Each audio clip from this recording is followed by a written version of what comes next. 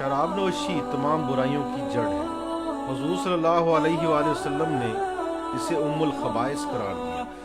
شراب نوشی سے حیوانی خواہشات جنم لیتی ہیں۔ ایک جرمن ڈاکٹر نے کہا تھا کہ تم شراب نوشی کی آدھی دکانیں بند کروا دو، میں آدھے ہسپتال، جوئے کے اڈے اور جیل خانے بند ہونے کی ضمانت دیتا ہوں۔ گزشتہ دنوں ڈاکٹر رمیش کمار نے شراب کی فروخت اور شراب نوشی پر پابندی کا بل اسمبلی میں پیش کیا کہ یہ ہمارے ساتھ ایک ڈسکرمنیشن ہے۔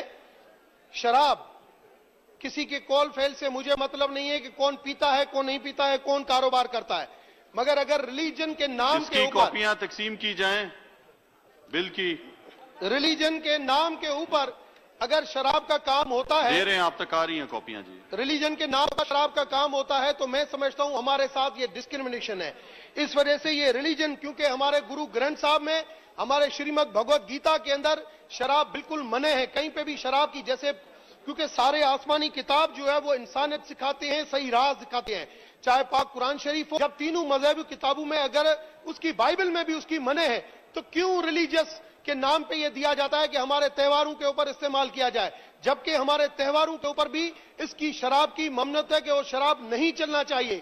دوسری چیز سر، پاکستان کے اندر یہ صرف تہواروں کے اوپر بھی نہیں چلتا ہے، یہاں پہ 365 دن جو ہے کھلے رہتے ہیں، صرف رمضان کا مہینہ جو ہے وہ دکان کے شٹر آدھے بند ہوتے ہیں، باقی پورا کھلا رہتا ہے۔ اس وجہ سے میں سمجھتا ہوں کہ سر یہ کانسٹیٹیوشنل امینڈمنٹ ہے، اور آج سارے ممبران جو چاہتے ہیں کہ اسلامی جمہوریہ پاکستان، اگر وہ سمجھتے ہیں کہ پاکستان اسلام کے نام کے اوپر بنا، میں نے پہلے بھی اپنی تقاریر میں کہا تھا، اس پیغمبر اسلام کے اس میسیج کو ہمیں آگے لے کے جانا چاہیے۔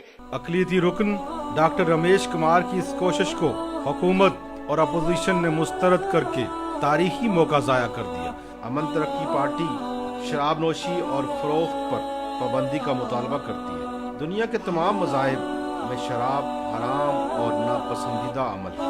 آئیے مل کر معاشرے کو پاکیزگی دیں۔ Join us.